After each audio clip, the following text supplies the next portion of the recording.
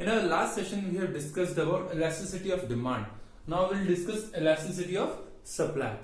अगर आपको अपनी लास्ट वीडियो याद हो या अपना लास्ट सेशन याद हो, उसमें क्या हुआ था, हमने इलास्टिसिटी डिमांड के दो टॉपिक्स पढ़े हैं अब तक, दो सेशंस में हमने उसको डिवाइड किया था. ये छोटा है, माइट भी एक में ही कंप्लीट हो जाए. क्या मीनिंग था सर इलास्टिसिटी ऑफ डिमांड का? सर इलास्टिसिटी ऑफ डिमांड हमको ये बताता था कि सर अगर हम प्राइस में चेंजेस करते हैं तो क्वांटिटी सप्लाइड में क्वांटिटी डिमांडेड में कितने चेंजेस होते हैं, किस गति से या कितने टाइम्स में चेंजेस होंगे. ये हम कह सकते हैं कि सर कितना फर्क पड़ेगा, कितने क्वांटम का फर्क पड़ेगा. अगर ये इतना चेंज हो रहा है तो ये कितना चेंज हो रहा है, ये चीज शो करती थी elasticity of demand. Elasticity of supply क्या शो करती है सर अगर हम प्राइस में चेंजेस करते हैं, क्या करते हैं सर, प्राइस में चेंजेस करते हैं तो ये क्या शो करता है sir, quantum of change in, अगर मैं सिंपल से लिखूं, quantum of percentage change in quantity supplied to percent change in price of the commodity. Simple सी डेफिनेशन क्या होती sir, quantum of percentage change in quantity supplied to percentage change in price of the commodity. Sir price के change होने से कितना percent quantity supplied में changes आते हैं, तो वो आता है इलास्टिसिटी ऑफ सप्लाई. अच्छा सर, लॉ ऑफ सप्लाई क्या कहता है, सिंपल सी सर, अगर प्राइस आप इंक्रीज कर दोगे तो डेफिनेटली हमारी क्वांटिटी सप्लाइड भी क्या हो जाएगी, इंक्रीज. मैं फिर से रिपीट कर रहा हूं, जब डिमांड की बात करते हैं तो कंज्यूमर की तरह सोचा करो. जब हम सप्लायर की बात करते हैं तो बिल्कुल सप्लायर के शूज को पहन लिया करो, मतलब उसकी शूज में पाँव रख दिया करो. सीधा सीधा कंसेप्ट है सर. अगर आप बिजनेसमैन होते तो क्या डिसीजन लेते एज ए सप्लायर, वो सप्लाई के अंदर डिस्कस होगा. ओके सर, आगे बात करते हैं. क्या है सर, ये तो अपन ने बेसिक डेफिनेशन की बात कर ली. इससे अगर हम थोड़ा आगे डिस्कस करते हैं, जो हमने नेक्स्ट पॉइंट डिस्कस किया था उसके अंदर वो था degrees of elasticity of supply, elasticity of supply. ठीक है, स्टार्ट करते हैं इस बारे में.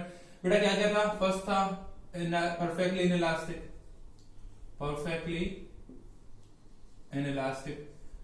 ये क्या बोलता था सर ये सिंपली बोलता था कि सर कोई फर्क नहीं पड़ता आपके, परफेक्टली इनइलास्टिक कब होगा सर, प्राइस में कुछ भी चेंजेस कर लो, क्वांटिटी सप्लाइड पे कोई फर्क नहीं पड़ेगा sir. No change in quantity supply irrespective of change in price of the commodity. क्या बोलता है सर क्वांटिटी पे कोई फर्क नहीं पड़ रहा सर, क्वांटिटी सप्लाइड पे कोई फर्क नहीं पड़ रहा. सिंपल सा ग्राफ बनाता हूं मैं सर, कैसे बनेगा सर, ये कुछ वर्टिकल बन जाएगा. क्या सर, हमारी क्वांटिटी सप्लाइड तो एकदम फिक्स्ड है, क्वांटिटी सप्लाई तो एकदम फिक्स्ड है हमारी, उस पर कोई फर्क नहीं पड़ने वाला. आपकी प्राइस भले ही चेंज होती रहे, आपकी प्राइस भले ही चेंज होती रहे, हमारी क्वांटिटी तो फिक्स रहेगी, P1, P2, P3. ठीक है, हम प्राइस चेंज कर रहे हैं लेकिन क्वांटिटी सप्लाइड पे थोड़ा ध्यान देना. हम प्राइस चेंज कर रहे हैं लेकिन क्वांटिटी सप्लाइड पे डिफरेंस नहीं आ रहा. उसके बाद अगर हम बात करते हैं तो एक टॉपिक आता है जो नेक्स्ट है, वो है इनइलास्टिक. इनइलास्टिक क्या बोलता है सर, अगर इनइलास्टिक की बात करते हैं sir, percentage change in quantity supplied is what, is it less than percentage change in price.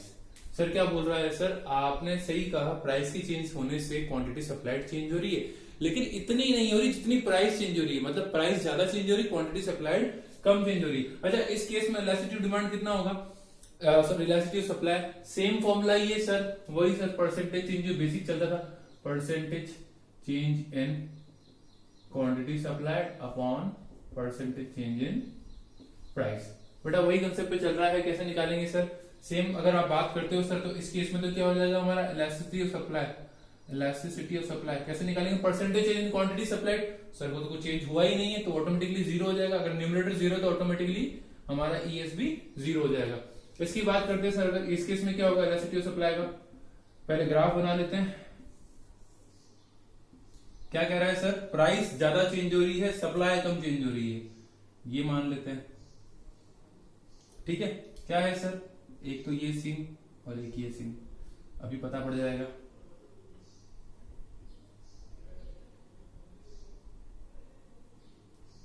Sir हमारी ये price P1 P2 Q1 Q2 ये हमारी सप्लाई कर्व क्या है सर, हमने प्राइस में इतना चेंज लेके आ गए लेकिन क्वांटिटी में इतना ही चेंज आया। ये क्या शो करती है सर, इनइलास्टिक को शो करती है सर। इनइलास्टिक क्या होती है, इलास्टिक सप्लाई कर्व क्या होती है सर, जिस केस में क्या हो, प्राइस में चेंजेस तो ज्यादा आ रहे हैं, क्वांटिटी में कम आ रहे हैं। और देखो वापस वही, अगर क्वांटिटी चेंजेस कम है और प्राइस में ज्यादा है तो इलास्टिसिटी क्या हो जाएगी, लेस देन 1। डेफिनेटली न्यूमरेटर कम है, डिनोमिनेटर ज्यादा है, उस केस में क्या होगा, लेस देन 1 ही आएगा। ओके सर, आगे बात करते हैं। Third one, unitary. Sir unitary case में क्या होता है sir, percentage change in quantity supplied is equal to percentage change in price. Sir price में जितना परसेंट चेंज आ रहा है उतना परसेंट चेंज ही क्वांटिटी सप्लाइड में आ रहा है। इस केस में इलास्टिसिटी सप्लाई इक्वल टू क्या हो जाएगा, 1। न्यूमरेटर भी बराबर है, डिनोमिनेटर भी बराबर है, दोनों एक ही है। जितना चेंज इसके अंदर आ रहा है उतना चेंज ही इसके अंदर आ रहा है। बेटा इसमें एक चीज बहुत कॉमन है, जब भी सप्लाई का बनाते ध्यान रखना, ये जाके ओरिजिन से मैच होगा। टच कभी नहीं करता है, लेकिन अगर हम इसको थोड़ा सा एक्सटेंड करें तो हम ये देखेंगे कि सर ये जाके कहां टच हो रहा है, ओरिजिन पे, जहां से ग्राफ बनता है। यही इसकी खासियत है यूनिटरी की। तो जितना प्राइस आएगा, जैसे अगर हम प्राइस को इतना चेंज करते हैं तो क्वांटिटी भी उतनी चेंज हो जाएगी। तो सर ये क्या शो करता है, P1 P2 Q1 Q2। ठीक है सर, क्या कहता है सर, जितना चेंज उसके अंदर आएगा उतना ही चेंज प्राइस, जितना प्राइस भी चेंज आएगा उतना ही क्वांटिटी सप्लाइड के अंदर चेंज आएगा। ये अपना यूनिटरी शो करता है इलास्टिसिटी ऑफ सप्लाई का। ठीक है सर, और इससे आगे डिग्रीज की बात करते हैं।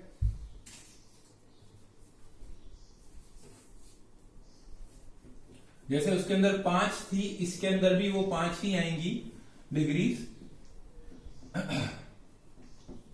और कौन कौन सी 2 थी उसके अंदर जो अपन ने इसमें अभी तक डिस्कस नहीं करी है। हाँ बेटा, इसके अंदर 2 वो और हैं, जैसे कि इलास्टिक एंड परफेक्टली इलास्टिक।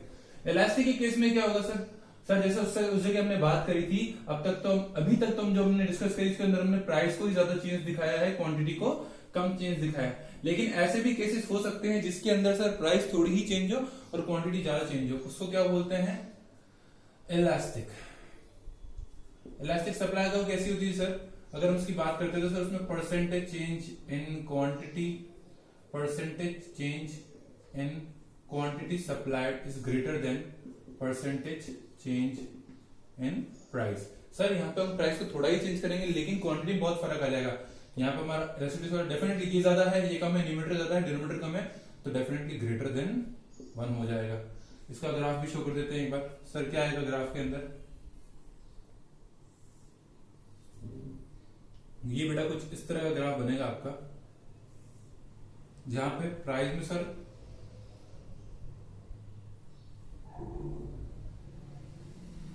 थोड़ा ही चेंज आ रहा है और क्वांटिटी में काफी फर्क आ रहा है, P1 P2 Q1 Q2। देखेंगे आप, प्राइस थोड़ी चेंज करी, क्वांटिटी में बहुत फर्क आ गया, ये अपना सप्लाई कर।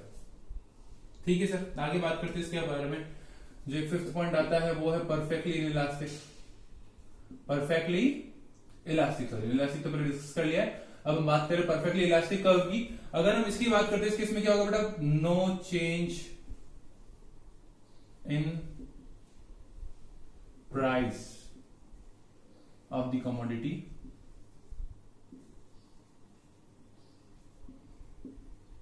even though quantity supplied is changing। क्या कह रहे हैं सर, हमने प्राइस में कोई भी चेंजेस नहीं किया है, उसके बाद भी क्वांटिटी सप्लाई क्या हो रही है, चेंज हो रही है। ये कैसा हो सकता है, परफेक्टली हॉरिजॉन्टल लाइन सप्लाई कर। सर प्राइस तो फिक्स है, प्राइस तो वही चल रही है, लेकिन क्वांटिटी सप्लाई चेंज होती जा रही है। इसको बोलते हैं perfectly elastic. Perfectly elastic case में क्या होगा, हमारा ई क्या हो जाएगा, थोड़ा ध्यान देना, क्वांटिटी सप्लाइड तो चेंज हो रही है लेकिन प्राइस चेंज हो ही नहीं रही है।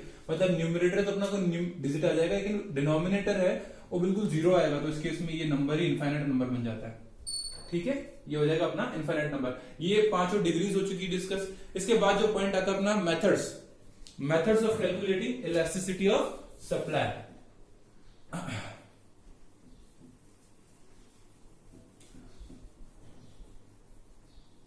मेथड्स के अंदर जो सबसे पहला मेथड उसके अंदर था वो सेम इसके अंदर आएगा, परसेंटेज मेथड। क्या था बेटा फॉर्मूला उसका, मैं पहले डिस्कस कर चुका हूं क्लास के सामने, वो जो फॉर्मूला बताया है मैंने वो इसी का फॉर्मूला है। क्या है सर,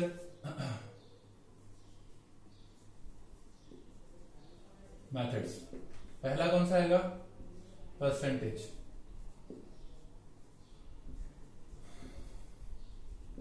परसेंटेज मेथड क्या बोलता है, थोड़ा ध्यान देना, ध्यान से प्लीज चीज को समझने की कोशिश करना।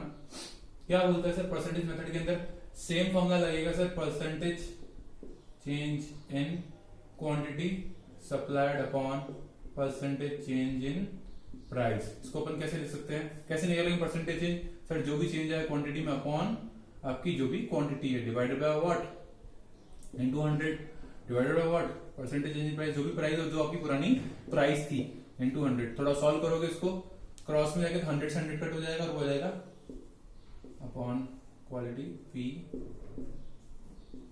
ठीक है, ये फॉर्मुलास बन सकते हैं, कुछ जितना समझ में उतना इनफ है, इसको बेसिक पे लेके चलना है, इसको डिस्क्राइब नहीं कर रहा हूँ।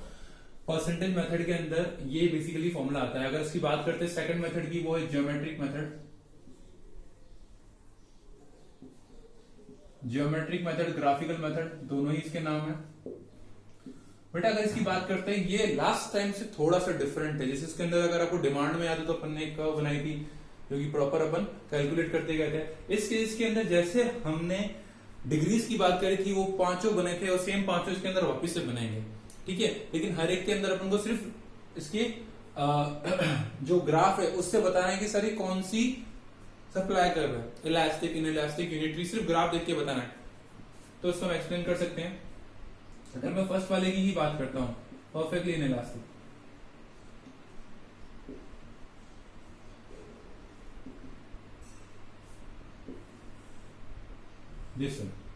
ठीक है, थोड़ा सा ध्यान देना। इसको अपन कैसे एक्सप्लेन करेंगे, अगर आपसे ज्योमेट्रिकल मेथड से पूछ लिया sir when a supply curve is a vertical, when there is a vertical supply curve, अगर सप्लाई कर्व प्रॉपर्ली वर्टिकल है irrespective of the prices change in prices, in case, इस case में इसको क्या बोलेंगे, परफेक्टली इलास्टिक। क्या बोलेंगे, perfectly elastic. जब कोई वर्टिकल सप्लाई कर्व शो हो रही है, irrespective, there is no change in the quantity supplied irrespective of change in the prices of the commodity, इस केस में इसको क्या बोलेंगे, परफेक्टली इलास्टिक। किसी फॉर्मूले की जरूरत नहीं है, ठीक है। अगर अपन सेकंड की बात करते हैं, ऐसे ही हमें सिर्फ ग्राफ को एक्सप्लेन करना है, कुछ भी नहीं है इसके अलावा। अगर हम सेकंड की बात करते हैं, क्या है सर, इलास्टिक। अगर अपन बात करते हैं पहली, परफेक्टली इलास्टिक।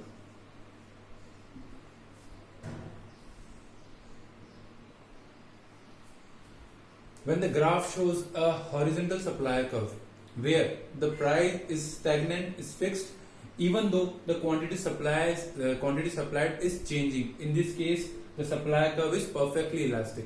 ठीक है, बस उसको ग्राफिकली शो करना। कोई चीज अगर हॉरिजॉन्टली जा रही है, बस उसको अपन को लैंग्वेज में शो करना है, उसको क्या बोलेंगे, परफेक्टली इलास्टिक। अगर हम इसकी थोड़ी सी आगे बात करते हैं सर, ग्राफ को मैं थोड़ा सा चेंज कर रहा हूँ, यहीं पे शो करने की कोशिश कर रहा हूँ। जो थर्ड नंबर पर हमारा आता है वो है सर इनइलास्टिक। इनइलास्टिक की अगर मैं बात करूं आपसे,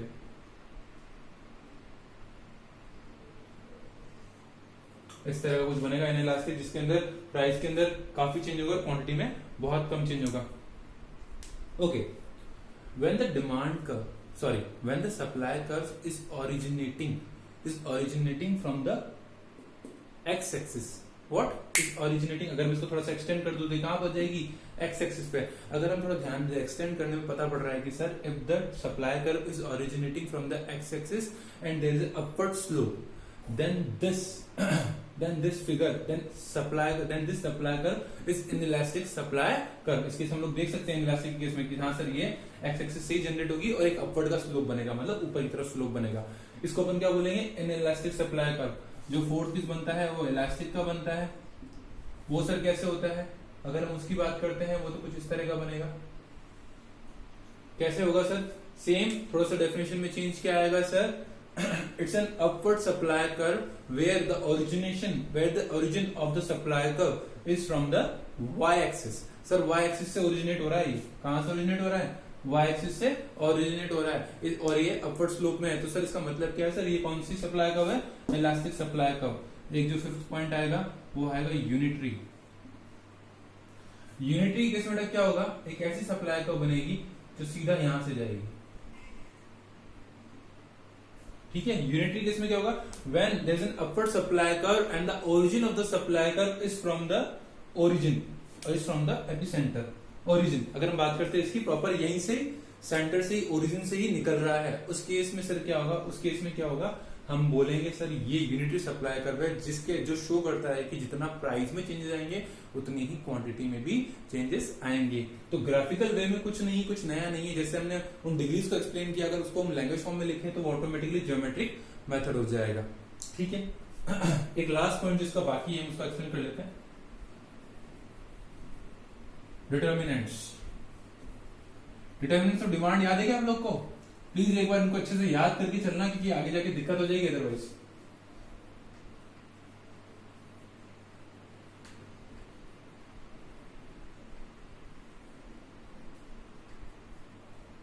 ओके, अगर डिटर्मिनेंट्स की बात करते हैं, फर्स्ट ऑफ ऑल फर्स्ट आएगी टेक्निक। अच्छा, अगर हम बात करते हैं टेक्निक की, सर ये भी इलास्टिसिटी सप्लाई को फर्क पड़ता है। इलास्टिसिटी सप्लाई होता है क्या, माइंड में रखना कि सर क्वांटिटी चेंज, प्राइस के चेंज होने से क्वांटिटी कितनी चेंज होगी वो डिस्कस करना, ठीक है सर। टेक्निक की बात करते हैं, सर अगर ये बहुत कॉम्प्लेक्स है, टेक्निक क्या है, बहुत कॉम्प्लेक्स है, इजी नहीं है, कॉम्प्लेक्स है, तो भले ही प्राइस में फर्क आए, हम इतना आसानी से क्वांटिटी सप्लाइड को बढ़ा नहीं पाएंगे, इतना आसानी से क्वांटिटी सप्लाइड को बढ़ा नहीं पाएंगे। मतलब सर प्राइस में चेंजेस तो अच्छे खासे आएंगे, लेकिन हम क्वांटिटी सप्लाइड को ज्यादा फर्क ला नहीं पाएंगे, तो अपने आप में क्या हो जाएगा, इनइलास्टिक। ये होगा ना, इनइलास्टिक क्या बोलता है सर, प्राइस में परसेंट, क्वांटिटी सप्लाइड में परसेंटेज कम है और प्राइस में बहुत ज्यादा है, ये कॉम्प्लेक्स के केस में होगा। वही अगर सिंपल हो जाए तो इजी है, हाँ सर मैं आसानी से कर लूंगा, तो अपने आप में ये इलास्टिक बन जाएगा, ठीक है। अगर हम आगे एक और बात करते हैं तो cost of production, cost of production, cost of production भी कह सकते हो, इनपुट भी कह सकते हो। अगर कॉस्ट ऑफ प्रोडक्शन बहुत हाई है, बहुत ज्यादा इन्वेस्टमेंट है, तो बेटा अगर प्राइजेस मार्केट में उसकी बढ़ भी जाए, प्राइजेस उसकी मार्केट में बढ़ भी जाए और हमको मुनाफा भी हो रहा हो, तो भी हम इतनी आसानी से क्वांटिटी सप्लाइड इंक्रीज नहीं कर सकते, तो इस केस में इसको क्या बोलेंगे, इनइलास्टिक। और वाइस वर्सा, चलो लिख ही देता हूं, वाइस वर्सा क्या करें, अगर लो है और इजी टू बियर है तो इस केस में हो जाएगा elastic. Nature of goods, third point आता है,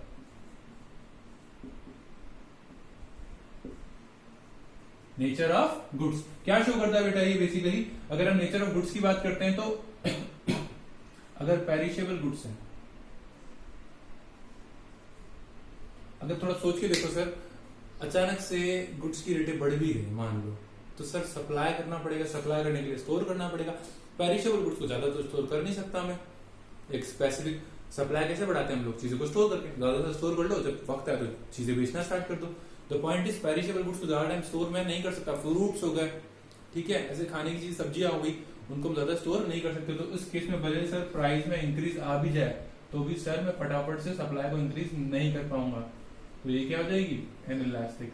ऑन द अदर हैंड अगर चीजें ड्यूरेबल हो, क्या हो, ड्यूरेबल हो, तो उस केस में क्या हो जाएगी, इलास्टिक। हाँ सर हम उसको स्टोर भी कर सकते हैं, जैसे गेहूं, फूड ग्रेन्स, हम उसको स्टोर कर सकते हैं, खराब नहीं होती है, ठीक है ना, तो ताकि बाद में सेल करना चाहे तो सेल कर सकते हैं, ठीक है। ये हमारे मेन टॉपिक का इलास्टिसिटी ऑफ सप्लाई का, और यही इसको मैं क्लोज करता हूं। अगर किसी को कोई डाउट हो तो पूछ सकता है, इससे रिलेटेड जो भी पीडीएफ है मैं डिस्क्रिप्शन में उसका लिंक डाल दूंगा, तो आप उससे रीड कर सकते हो। और कोई इशू उसमें एक्स्ट्रा क्वेश्चन में तो उसको आप अच्छे से गो थ्रू कर लीजिए, किसी क्वेश्चन में कोई डाउट होता है तो कमेंट बॉक्स में डाल दीजिएगा। Okay, next.